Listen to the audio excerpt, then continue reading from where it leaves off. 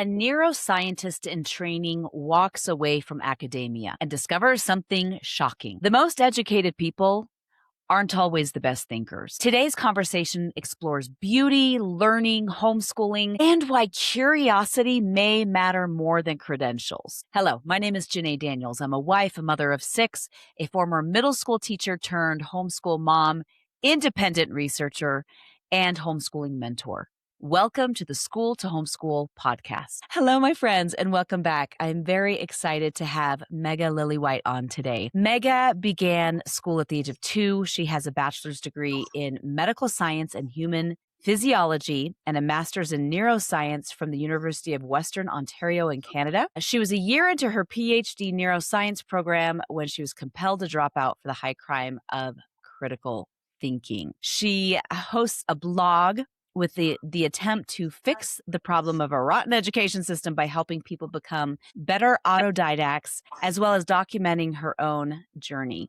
She hosts the Classical Ideals Substack, and she's also an illustrator as well as a writer. So, Megha, thank you so much for coming on today. Thank you so much for inviting me. It's very nice to meet you. It's good to meet you too. So I first saw you on Instagram and you had posted something about beautiful illustrations and that we don't see that as much in literature, and that spoke to my heart. So let's talk about that. So I've always loved school, and in fact, my mom likes to tell people that whereas my brother's punishment was being sent to do homework and more schoolwork, my punishment would be like, you can't go to school today. I mean, not that she actually did that, but it was illustrating how much I loved learning and books and my teachers. And I went to public school in Canada at a time when I think it was still quite wholesome and good. And I had some incredible teachers who were very kind-hearted and nurtured my curiosity, gave me books, and encouraged me to constantly learn, grow, and ask questions. And I'm so grateful for that. And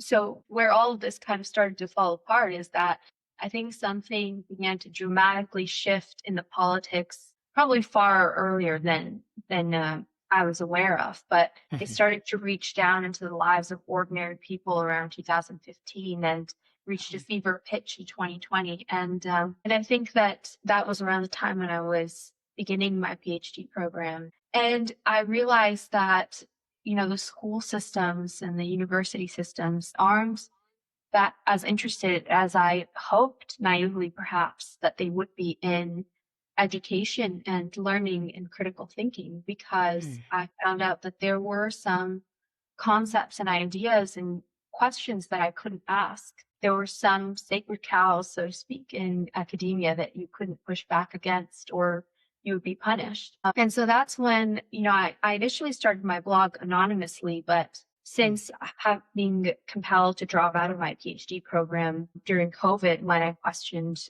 the safety and efficacy of the COVID vaccine and whether or abortion is the moral thing that we should all be supporting, these were some of my earlier blog posts. And since then, I decided to go at it with my full name and face. I had two options, which were wanting to bend the knee and hide out following being reprimanded for my opinions, just take everything down, delete my socials, and just quietly put my head down and continue to do the work, or put my name and face on everything and lean in to all of my opinions and ideas and thoughts and questions.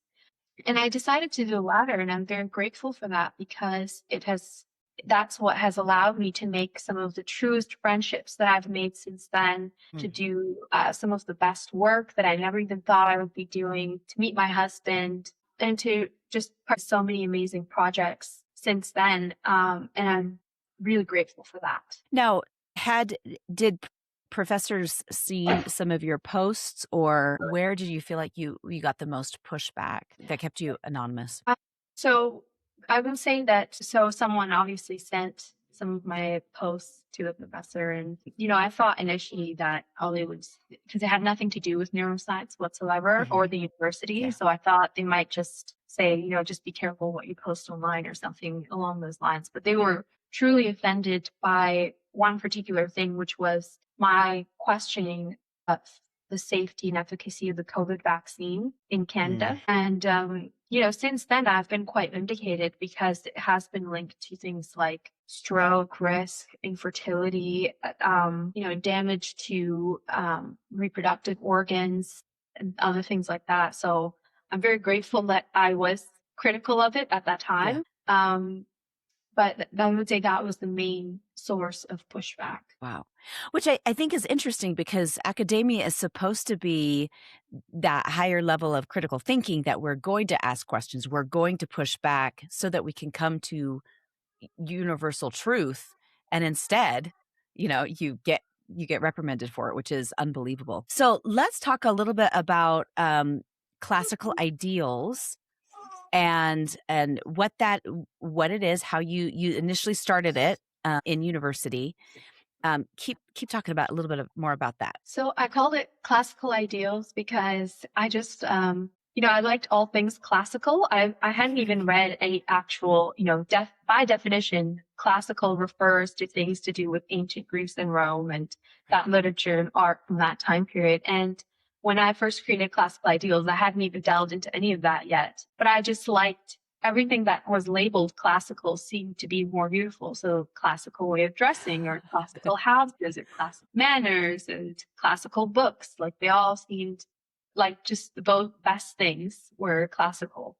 So I thought, okay, well, the ideal is also in art and in life. The ideal is something you strive for. It's the perfect thing and you don't always reach it, but it's very important to keep it in your view when you're doing something. So that's where I came up with classical ideals. And I think it's really taken off because I've been on Twitter for around 10 years now, and I've been posting these ideas for a decade. And I think that one signifier of my success is that many of my ideas, I see them ricocheting and echoing in many different parts of the internet, coming back to me, packaged in different ways. So I know that people have been reading my writing and they are inspired by it or influenced by it to in their own ways and applying it in different areas. Or great one, and many people were thinking exactly like me. Well, I think it's probably a combination. And I had to chuckle when you said, I didn't really know everything that was classical. I had no idea when I started homeschooling, even though I was a public school teacher, I didn't realize that the classical philosophy was very specific. I had no idea. I just thought it was like a lovely term. And so, now I've been educated. So let's talk a little bit about one of the things that you consider yourself an autodidact. And I recently had a message actually multiple messages from somebody who's like, how do we teach our children to become autodidacts? So let's talk about your journey and what an autodidact is first, and then how you cultivated that or became an autodidact. I hope I'm not mispronouncing that either, because I butcher words all the time. Oh, that happens to people who like to read. Speaking of words that you didn't know and then you were using them the whole time. So there's something called a commonplace book, which I didn't know what it was until I started reading the work of Charlotte Mason, who's a writer's work I really admire. So I realized that I've always kept a commonplace book my entire life. Like I can find my commonplace book from when I was 10 years old, somewhere in my parents' house. And I didn't know that I had, like, that's what it was, but I always liked the physicality of writing and making writing beautiful. And I always loved pens and nice notebooks. I think many girls are like that. Yeah. And just for those listening, can you describe what a commonplace book is? So, yeah. Because a lot of people are new to homeschooling. And so they're like, I've heard of Charlotte Mason, but I don't. Yeah. So, what is a commonplace book? I didn't know what a commonplace book was either, but I had naturally created one for myself, which is I just needed a place to put down all the nice quotes that I'd read or an idea that I'd heard that was really interesting to me. And I just put in my own words, or like a diary entry for like a trip that I went on or a weekend that I had that was really memorable. Or it was kind of like a scrapbook of ideas where you just write everything down. And so I've had that pretty much my whole life. I've always had one going. And the liberation of a commonplace book is that you don't need a separate notebook for each different topic or subject. You just kind of have one book where you just throw it all in and you just organize it by date. So it's like a diary, but not really for your thoughts and feelings, but more for like the things that you learn and you don't want to forget. So I've always had that. And then when I learned what a commonplace book is, I was like, wow, I've always been doing this anyway. This is just giving it a name. And I think that that is crucial to being an autodidact. I would say like that's the main tool that you need because, well, the main thing that you need to be an autodidact is a curiosity for life and to see the beauty in the world and want to engage in it, give it names, understand it. An autodidact is someone who sees a new insect in their backyard and wants to know what it's called or what it eats and what it's all about. They ask themselves questions, they hear some phrases from a new language and they suddenly want to learn more. An autodidact is someone who, has an interest in lots of different things and they pursue these interests with seriousness and discipline. And they don't see it as a waste of time because, it's not going to necessarily lead to a job or a career prospect or even have practical use. But they see that education is an end in itself and not only brings its own joy, but helps you experience the richness of life much better. And my mom always likes to say that no education is ever wasted because you'll never know how it comes back around to help you in mysterious and unexpected ways. So I always use that to justify it to myself. I speak 6 languages, not all of them at the same level, mind you, and a lot of them are not to my credit, but to my environment because I grew up speaking Hindi and Punjabi because I was born in India, and then that's what my parents spoke and what was spoken in the school. And then came to Canada at 6. I learned English, obviously, and we were required to learn French at school starting from age 9. I went to immersion school as well. And then I randomly wanted to teach myself Russian, so I went on something called VerbLink, where they pair you with a tutor. And so cool. So I think being an autodidact is about curiosity and interest, and then having that commonplace book. I love that.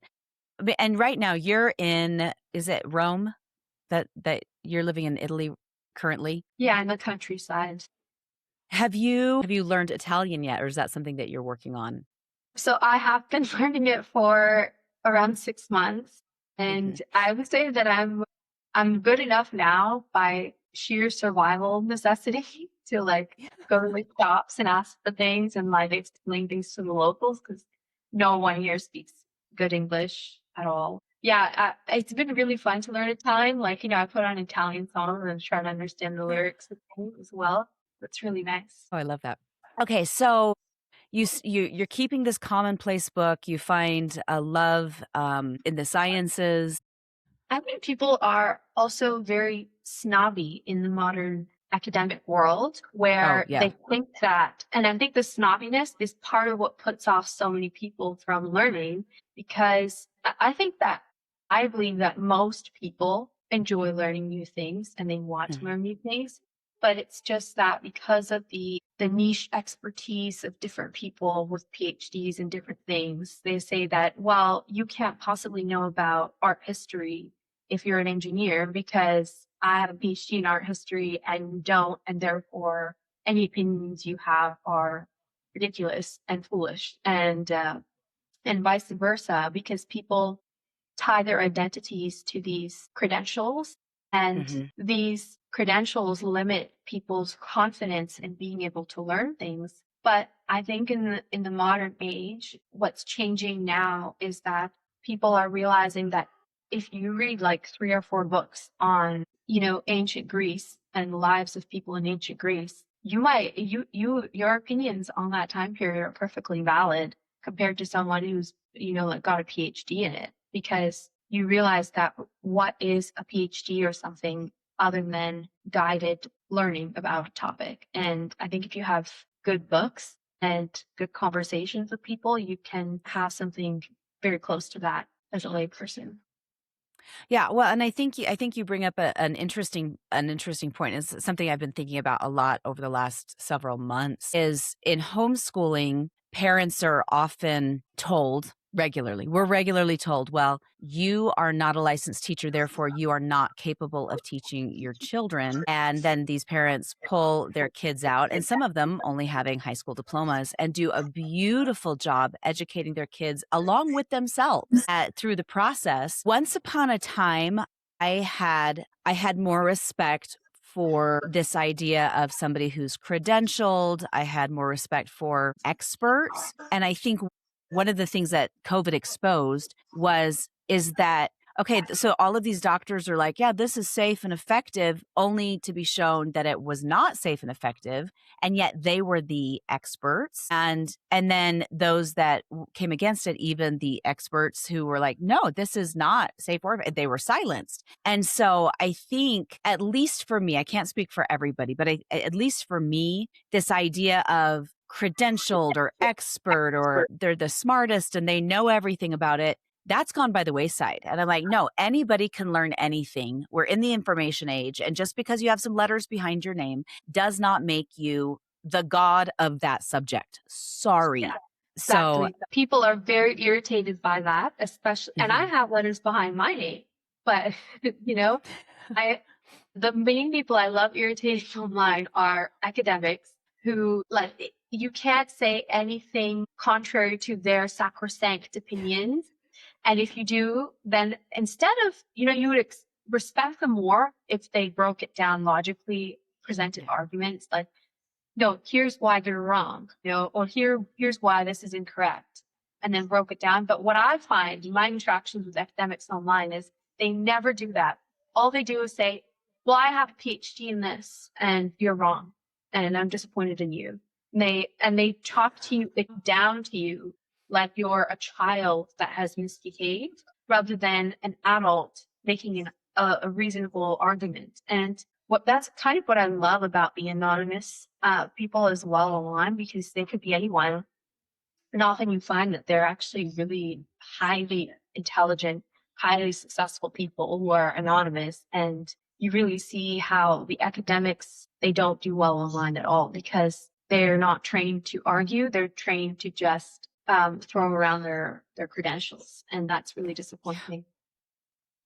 Which is, I was going to say, which is interesting because they're supposed to be critically thinking. They're supposed to be the example of critical thinking. And yet here we are. Yeah, but go ahead. Go ahead. You were going to Yeah, pivot. and I was, I'll caveat that with saying that not everybody is like that. Yeah, Someone's that's true. listening, you're an academic and you're, you're not like this at all. Like, I mean, that goes without saying. But I mean, another example of this, the most egregious example would have to be in the arts, Mm. because I think arts academia has been the hardest hit by like just stupidity. And when I was in my master's program, I had you have summers between my undergrad and my master's. I had a summer off where I could just hang out at my parents' house. And I've discovered, I was like, well, maybe I could learn how to draw properly this summer. And I went to an atelier in Toronto, and um, there was it was ran by this man who had been trained in Russia, and a lot of the students that I met there were some old people, some someone was a cop and wanted to do this in his part-time, but a lot of them were OCAD students. So OCAD is the Ontario School for Fine Art, and I was so surprised to find OCAD students there. And it's because they said, well, we're not learning anything in our classes that we've paid Mm. tens of thousands of dollars for. And we really want to learn how to draw properly. So we're here at Fernando's studio because he's the only one teaching us how to draw. From there, I learned there's actually a network of ateliers around the world that are rejecting the academic class of fine art that refuses to teach form, shadow, light, basic drawing anymore, basic painting, basic color theory, and like figure drawing. They've kind of rejected all that by saying like, oh, we're rebelling against strict Western standards of, Hmm. what. And, of course, everybody remembers these standards when they need to take wedding photos and they go in front of a cathedral. Right. already a painting put up in their house. So there's these ateliers around the world that have rejected these standards, and they are going back to the core, learning from Barg and learning from these master artists from the previous era, I would say before 1950, when all of this started to go downhill. One of the artists who started this is Glenn Vilppu. I mean, these names might mean nothing to you, but if you're really interested in fine art, I would encourage you to search things like New Masters Academy and find an atelier in a city near you. I'd love to. So when I was, so I did that for one summer, and it really like lit a spark in me because I've always loved drawing, but I never got tired of that. I could just do that all day. And after I got married and I was pregnant, and I wanted something to do again, I just went back to that and learned to draw properly from these ateliers online, because now they have lots of TAs that will critique your work as well. And I did that for about 2 years. And I did that because I wanted to illustrate books, especially for children, because I realized that, finding books for my own children, I'm so disappointed by what was available in the stores and pushed out by mainstream publishers. And I did that instead of so there are millions of courses online that will teach you children's book illustration. And it all sucks because they're teaching you how to draw to placate these modern publishers that are pushing out complete garbage. They're not teaching you how to draw so that you can make work like Kinoko Wycraft, who's a Japanese American artist who's illustrated some of the most beautiful books. They won't teach you how to illustrate like Beatrix Potter, who's a bit more well known. They won't teach you how to make those enchanting, beautiful illustrations that you might remember from your childhood, just leave an imprint on your mind and just take you to a completely different magical world. Those illustrations require actual fine art skills that there is no shortcut to getting them. You literally have to, it's just time and effort and talent. It's all that it takes. And you can't buy your way into it. You can't bribe your way into it. You can't AI generate it. It doesn't work.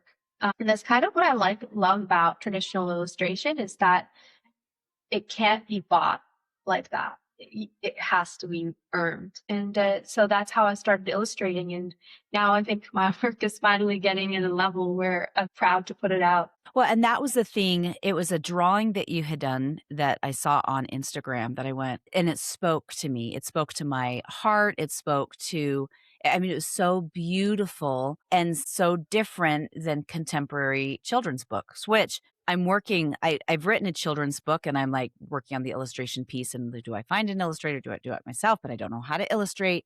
And it's a true story about my grandpa. And the suggestion kept going, well, just use an AI illustrator. I'm like, hard no, because I don't find the beauty in it. I think it looks cheap and campy and all of those things. And so when I saw your illustration, it spoke to my heart.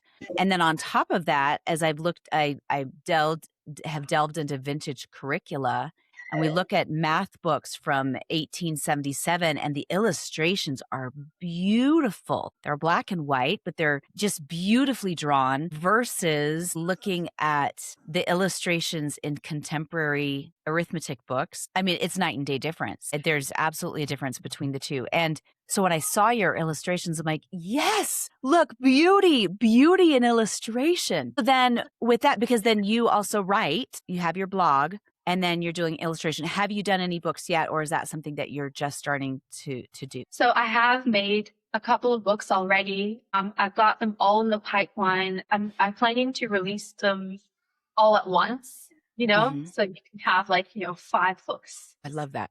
So I've been writing stories forever, I think since as long as I can remember. And I've actually curated, so my husband also writes, and we've written a whole bunch of amazing stories. And we also write our stories differently than modern children's books that definitely dumb everything down. And I could talk for 2 hours about why they chose that pathway.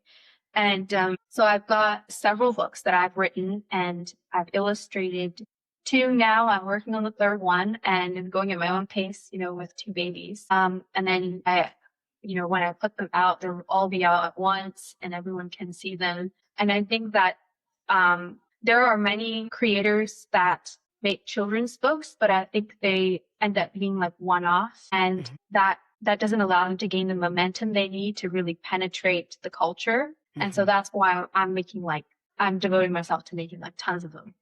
And so what you said about even the textbooks is so relevant. And I want to tell you the reason why they do that. So you see cartoons on everything these days, cartoons and textbooks, cartoons and signs. And the reason is because in the past, in order to be an illustrator, you had to slog through years and years of figure drawing, where you were drawing from the nude or clothed, human beings that you saw live. And by doing that, you have to study anatomy alongside it. So you'd gain kind of an imprint into your mind that would be kind of an automatic hardware replacement, where you could just intuitively estimate how long an arm is supposed to be before it gets to the elbow. How does a wrist look when it's turned this way? What does a face look like when it's looking up? So they could, after like years of doing figure drawing, they can just imagine people in poses and draw them accurately. And so all of these, even textbook illustrators, would have gone through this kind of training. And so for them to draw, a kid throwing a frisbee for a physics textbook would be nothing to draw that perfectly. But because the fine arts school education went down in quality so much, you end up with graduates who haven't gone through that training. And so if you ask them to draw a child throwing a frisbee, that's kind of really hard for them. And sorry, I sound so American sometimes. And so they end up It's okay. I'm an American, so you're good. So then they draw a cartoon, because in a cartoon, if you draw the arm too long or too short, or like the leg is too fat, or like the head isn't turned in the correct angle, you can't tell. And so it's a way to hide mistakes. So a lot of modern art strategies are a way to hide incompetence rather than artistic expression. Interesting. Let's talk a little about the dumbing down of children's books for a second. You talked about that, and I want you to explore that a little bit more. Yes. It's been so prevalent, the dumbing down of children's literature and just children's media in general, that people think this is how you're supposed to talk to children and what children are meant to be exposed to. And the first moment there were two moments in my life that really made me pause and question this, and where all of my curiosity and research began was one time when I met one of my friends, and he told me he'd been homeschooled, and he was quite a young man and involved in all kinds of really important work, politics, business, in his early 20s. And he spoke like he was, a 45-year-old professor. He spoke beautifully, still does. And I asked him, and he would tell me like books he read already. And I was like, you're only 23. How have you read all of this? And he said he was homeschooled. And I was so impressed by him. And he said, well, my mother would read us these books when I was 6 years old. And so that kind of built up his language skills and his intellect in a different way to what ordinary children are exposed to. And that made me question things. And then the second thing that made me question things is when I had my own children, my mother-in-law gave me so many children's books from like the times past. And she's a lot like me, but like the OG. So she's like a lot smarter than me and everything. She made a lot of cool decisions. So she gave me these books, gorgeously illustrated, beautifully written. Among them was Beatrix Potter, whom I discovered at that time. And Beatrix Potter used a word, soporific. So the lettuces had a soporific effect on the bunnies and made them fall asleep. And I was like, I don't even know what that word means. I had to look up a word from a children's book. And I thought, wait a second, this book is meant for like 3-year-olds. How is this so well written, so intricately written stories with danger, with words like soporific? And how is this meant for 3-year-olds? And I realized that standards have gone down a lot. And then when I looked into why the standards have gone down, I was so shocked to find the reasons were so ridiculous. One of the reasons was that in the 1980s, when all of the children's literature companies were conglomerated into One, they had enough money to lobby governments to then change the pedagogical requirements for children, and they convinced the government to tell everybody that children need reading levels, and children below 5 can't have more than, this many type of these words in their stories, and they need this much repetition. And that was so that it would make it much easier for them to mass publish and mass produce books. Because then schools would say, okay, we need this many level 1 books in our library for our kids, and level 1 books have this many words in them. And so they even took classic fairy tales and dumbed them down to fit them into level 1, level 2, level 3. And this then trained an entire 2 generations of people to think this is how children's books are supposed to sound. So it was all it's kind of funny that it's so obvious an answer, but it was literally just money and corruption. Which it goes back to that a lot. Like, oh, it was such a boring answer, but yeah, it's literally that.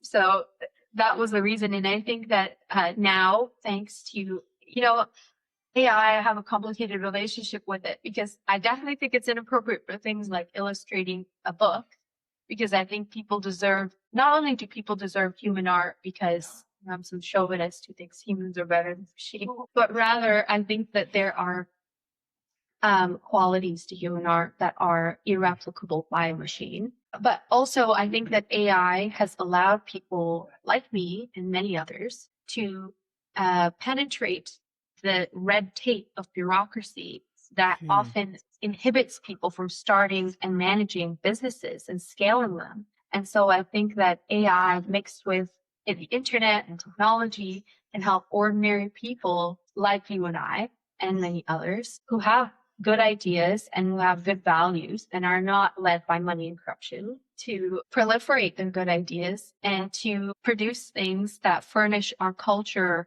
with more beautiful, real, high quality things again. And there was a point that I made about human art. And if you want, I can tell you what. I have a really good friend of mine who is, well, I guess internet friends, very different from real friends, but his name is Christopher Remmers. He's a fantastic artist of the modern age, and he makes large-scale, fantastic paintings of mythological themes, and he's a classically trained, self-taught painter. And he says that he does use technology when he's making his artwork. But for example, it can help you try out lots of different compositions before you stick to one, or it can help you figure out the details of a reference. So it's more like helping behind the scenes rather than in creating the final product. So I think that even the online art school that I went to, New Masters Academy, so they had an immense library of photography, like photographic references of figures that you could draw, but they also had 3D rendered figures that you could turn, like busts and things and sculptures that you could turn in your computer and see them from multiple angles. You could put the light in different places and see how the shadows change. So as an educational tool, I think AI technology can be really useful in that respect. So I don't write it off completely, but I also understand its limits. Yeah. Well, and I appreciate that, because I use AI for stuff, right? I use AI when I'm writing outlines and I need a quick, can you put this in a good outline form for me quickly? But I won't use it for my art. I won't use it for my writing. I won't use it to do the actual thing. I'll use it as a tool, but I'm not gonna, I don't know. I recently saw somebody post, they're like, look, I just wrote, this, I was able to generate this AI book and now I can sell it. And I was looking at the book and the pictures of the book. I'm like, yeah, it looks like it was AI generated, and it looks like it was AI written. It doesn't have that human feeling to it. Although I'm sure that at some point AI will have that human feeling to it. I still want to know it's from somebody's brain and from their hands themselves. Like that matters to me still. Going back, you brought up that, so when you took your art classes, they went back and rather than focusing on form and line and composition and light, what would they focus on? And I asked this question because my daughter is an artist and she's in 2 art classes right now through the state college. and was up last night until like 1 o'clock in the morning working on her painting that she has to submit this morning. And we were discussing the all of those things, the light, the form, the line. And I am not a classically trained artist. And so I thought, oh no, isn't that what you're supposed to learn? I mean, that sounds good. So what did you learn? What are some of the things that you learned in your art class that are different than what is taught today? Out of So I think curiosity. I might have misspoke or you might have misheard me. So what I was trying to say is that you do learn light, form, and shadow, etc. Oh, gotcha. Okay. Okay. Thank you for the correction. We trained in the classical art classes, I would say. So I have a friend of mine who's a very successful portrait painter now, and she was also trained from one of these ateliers in Florence. Wow. Florence is full of them.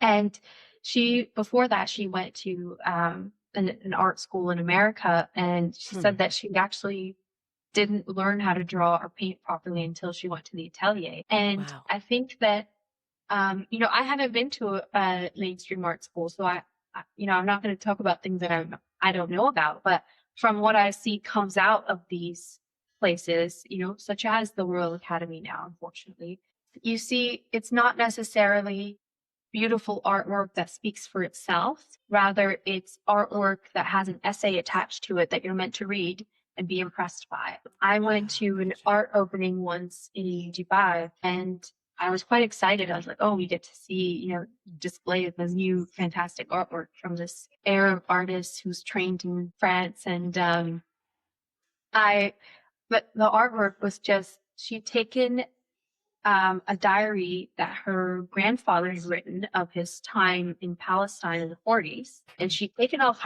all the pages and hung them with a string from the ceiling and then lit it. And then they made like cool shadows on the floor. And that was her art piece. And I was supposed to write about it. And I said, this is just complete BS.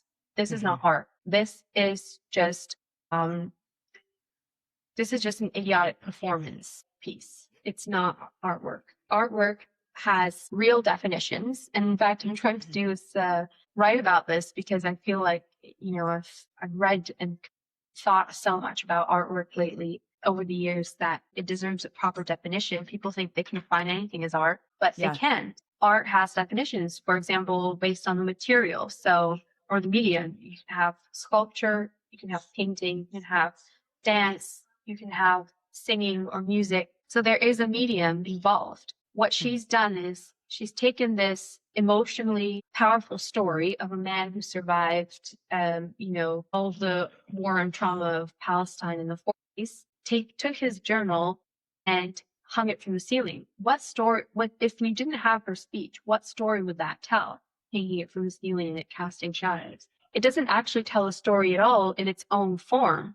The purpose of art is to tell story through the form of the medium. So when a sculpture such as in the Borghese Gallery by Bernini, the sculpture of Hades grabbing Proserpina, the form of it doesn't just tell you the identities of the characters, Hades and Proserpina, but the way that it's sculpted, it kind of looks like a tornado of chaos. So you actually see that there's a lot of anguish and conflict, the way that she's pushing back on his face and he's grabbing her thigh. And like there's a lot of aggression in the body language. So the body language of a sculpture tells a story. The faces tell the identity. You actually, when you look at the sculpture, might be completely unfamiliar with Greek mythology, with the story behind it, but just looking at the sculpture would tell you everything about that story. And then reading the actual myth of Hades and Proserpina would only serve to enrich and enhance your experience of the sculpture. It wouldn't be necessary to it.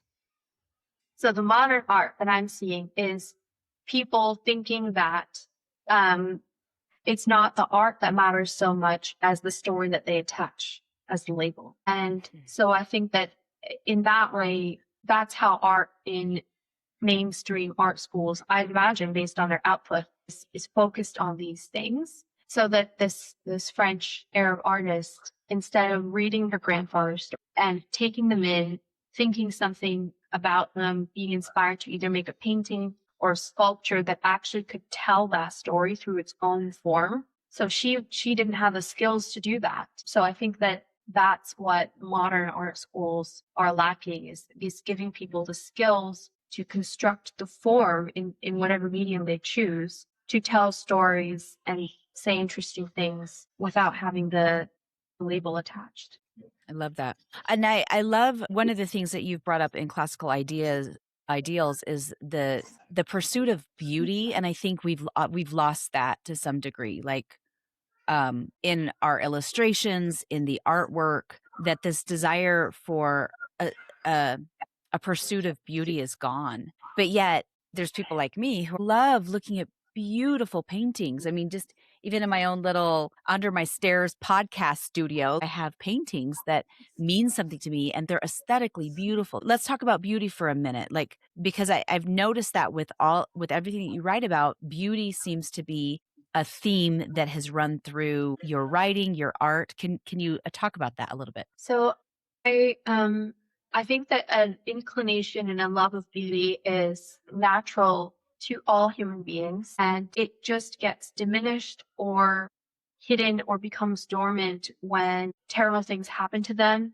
or they get bad ideas that corrupt their minds and their hearts. But I think there was a tweet I saw today, and I wish I remember who wrote it because it was so brilliant. He said, people think that architecture is subjective until it's time to take wedding photos. And they all head for a cathedral, I think, or a castle. They suddenly figure out what aesthetic beauty is. So I think that beauty is so important to us because seeing harmony, rhythm, regularity, just things that please the eye and the spirit, they are not just superfluous. They make us feel that life is good, and they remind us of the beautiful aspects of life. And I think so much of our emotional state is based on what we're paying attention to. So when you are angry with a friend, you might just be thinking your attention goes to all of the negative things that they've ever done. Mm-hmm. But when you want to put yourself in the state of forgiving them, you have to consciously pay attention to all of their good qualities. And so I think something similar happens when we fill our world with beauty, whether it's our home or books or the music that we're listening to. It's constantly serving to remind us of the beauty of life and of living and focus on these things. And I think that when our attention is on beautiful things, then what we do and produce will also be beautiful, not just making artwork, but also in the way that we're treating other people, that we're treating our environment. I think it all gets enhanced. And some people like to say, well, some people like to point to evil people who've existed in history who also liked beautiful things. You know, they say like, oh, Hitler also liked Wagner. That didn't make him a good person. And I think that such arguments are very reductive because they don't consider that, you know, it's necessary, not sufficient. Like art and beauty are crucial to a good life, but obviously they're not sufficient.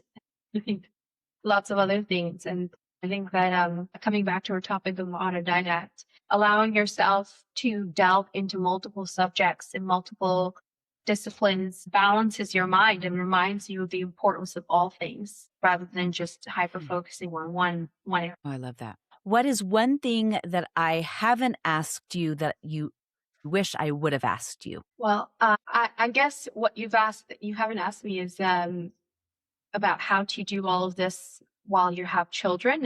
And Yes. When you have children, it can make you very busy and it seriously limits your time and free time, especially not only just to learn things for fun, but also to create things because there are just so many things to do. And I write about this all the time, and I want you to remember that everything is not done all the time. Sometimes people put years of work into something and then it all comes out at once and it looks like they've done it all in that 1 month or that 1 week. But you don't see the years that went into it that were quiet. And also, you know, social media can really skew your idea of how much people get done because they don't show the background. Right. You know, this book took 1 hour of nap time work over like 3 months to put together. And so how can people get a hold of you? What's the best way to get a hold of you, which I will put in the show notes? So the best way to get a hold of me is to find me on Instagram. It's at Megha Lillywhite, and send me a DM, or you can find me also on Substack, which is also at Megha Lillywhite, and my blog is called classicalideals.substack.com. Fantastic. Megha, thank you for taking the time today to come and share your ideas and about your life with us. Mamas and papas, grandmas and grandpas, you are doing so much better than you think you are. You got this. We will talk next week. Thank you again.